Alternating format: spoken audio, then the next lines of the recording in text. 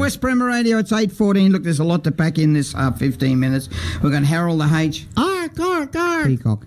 He is here, and we've got Jacob, and there's lovely ladies in here. It's great, isn't it? I like it. This is how radio used to. Remember this? Do live shows. Yes, I know.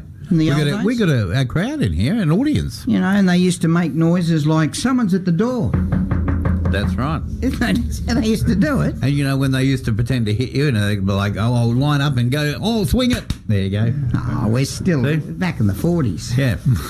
Anyhow, let's talk to Harold. How are you, mate? I'm fantastic, Thanks Daniel. for coming in, mate. Yeah, I wouldn't be anywhere else. No, I tell you what you do for us is history's so important, and unfortunately people don't seem to care about history anymore. You down in the surf club, the young blokes want to throw out everything. You go, hold the phone, that's 70 years old. You can't do that. Why? It's old. Let's get rid of it. No, sorry. Well, how do you know where you're going if you haven't know where you've been? Oh, that's from historyouthere.com. Now, what are we going to talk about? Some lady that couldn't laugh 155 years ago. It's a Mother's Day this weekend, so I wanted to tell you about a mother-in-law and mother who just couldn't take a joke. Now, it was on the 12th of June 1908. That's 115 years ago next month. Mrs. Eliza Murray gave a kitchen tea party at her home in what today is Liverpool Street in North Ipswich. Get out! Yeah, it was in honour of her daughter's approaching marriage. Now, 20 or 30 guests had assembled. While the festivities were in full swing, a strange-looking woman delivered 3 parcels to the house. And that's when the excitement started. In this day, it'd be something... Go on. Yeah, and they all ended up in Ipswich Courthouse. Really? Now, Mrs. Murray was a wife of a carriage builder in the railway workshops. Her daughter, Miss Beatrice Murray, was betrothed to Mr. Eleazar Thornton of Silkstone. He was an ambulance driver and an attendant at the Ipswich Hospital for the Insane. Now, the woman who accepted the parcels had brought them inside.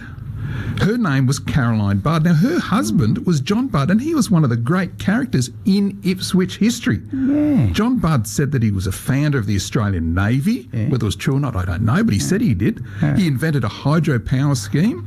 He met the Duke of Gloucester in Ipswich and claimed to represent all the Devonshire people in Australia, and he even ran for Parliament against Frank Cooper, who was the Deputy Mayor of Ipswich and later the Premier of Queensland. Now, Mrs. Murray was so frightened by the parcels that she took the woman who delivered them to court. Now, the strange-looking woman was in fact a young gentleman named Herbert Leaney, and he'd been disguised as a woman, which I know you'd be disgusted with, Danny, but the parcels had been given to Leaney by his friend Joseph Dan, who had previously been fined for bathing within view of Canning Street in North Ipswich. You couldn't do that back then. In the nude. Well, yes. In the bollocks. Quite possibly, yes. And recently he'd been hit by a cart while riding his bike down Down Street. Now, when the parcels were opened, they were found to contain, among other things, a certain item that was considered offensive in nature. Now, Mrs. Murray sued, seeking £50 damages for defamation. She claimed that the parcels had been maliciously published and that the contents were so appalling that it meant that she was a worthless and contemptible person, unfit to be in the community, and should be shunned, ridiculed and despised. Oh, that's a bit harsh in this day and age. I know, you must hate that too. Now, despite Mrs. Murray's protestations, the judge found that there was no case to answer, and so only awarded 5 shillings expenses for each of the witnesses. Now, as it happened, the 2 young men involved, Herbert Leaney and Joseph Dan, they were both best friends of Mrs. Murray's future son-in-law, Eleazar Thornton. And the whole thing had been a joke. But the bride's mother, and bless all mothers, she just didn't see it that way and went to court. Now, I know you're asking what was in the parcels that was so bad. What was in the parcels that was so bad? Funny you asked that, because the contents were merely described as 3 large saucepans and a certain unmentionable bedroom utensil that contained offensive matter. So no other details were ever revealed, Danny. So the actual utensil that so shocked the mother 150 years ago remains a mystery to this very day. Wow. Oh, well, what was the thing? You can't You're tell. speculating now, Dan. It's speculation. They would not describe it other than a certain unmentionable bedroom utensil. Wow. It's stunning, isn't it? Utensil. And this is what happens in Ipswich A utensil. 115 years ago. Oh, there was strange people. Blokes in the Raw at Canning Street having a shower, and was he bathing in the river?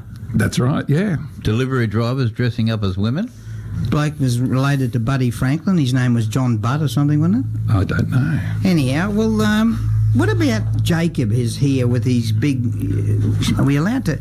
He's got this massive knife, a Bowie knife, which a famous American Jim Bowie, wasn't he? He had the big knives. That's right. It's a famous American knife. In fact, Yeah. Jacob's a listener of... He's a big fan of yours and he reads Why history out didn't there. the girls do the for me? Well, you can always try it now. There you go. Now, Jacob was a listener of ours, and we did a story about... He asked me about the Bowie knife. He sent I've seen photos the Bowie in. knife. It's a big hooer. Yeah, so we did the research on it, and Yeah. we found out... This is a story I told you last year. Yeah.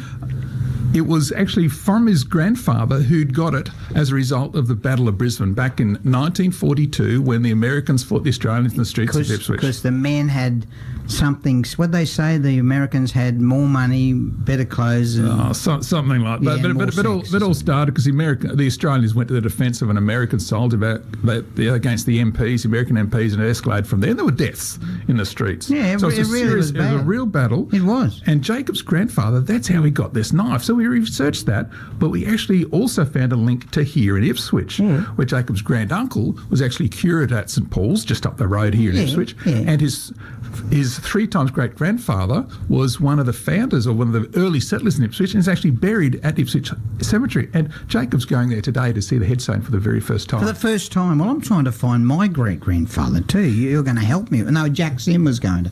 He was a train driver. Believe it or not, back in the day, he had 15 kids, and there was 20 years between his wife and him. That happened back then. They had lots of kids and big age group. Yeah, and well, also back then, potentially when there's a big group, the youngest child is often the illegitimate child of the oldest child. That often happened as well, and it was just brought up by the grandparents. Did he bring that? Yeah, they used to So do you'll have things to ask on the him. side that they were more discreet and respectful, weren't they? It happened. Yeah. But Jacob's really excited about seeing this headstone because we got... I don't blame him. In fact, Spark Dog told me you got a message this week from another listener, from another story. Well, he didn't tell me, but let me tell you, you'll get emotional. Well, you will. Is he emotional? Yes, he is. You're good. There's nothing wrong with being emotional. Yeah. It's good. Well, how do we find out about this story, the knife story? All the stories are in there, and the city owes you something because there's so many great stories. This city's done some great stuff. Well, Ipswich gives me so much every week, it's including some great coffee from Fourth Shoulder across the road, so I can't complain about that this morning. Yeah, he was over there with Jet 52. Jet 52, one of the great centres. Believe it or not, there used to be a centre, and he was Twinkle Toes, they called him, and he played for the Ipswich Jets in the centre, inside centre, but now he's an athlete like Damien. Yeah. A food athlete. All right, so how do we get the stories? Yes, go online to historyouthere.com. There's over 300 short stories there, and this one for Mother's Day will be uploaded tomorrow on Mother's Day. And are you going to be doing any appearances Ipswich way soon? Or In fact, today we're going out to a heritage listed house, Claremont. Today's an open day for some great houses, Historical at Ipswich, houses, yeah. And we're going up there shortly, so we'll walk He's through there excited today. with his wand. There you go. He'll be up there. Historyouthere.com. Yep. So, if you want to go and see Harold, you'll be able to see him at Claremont House. It's now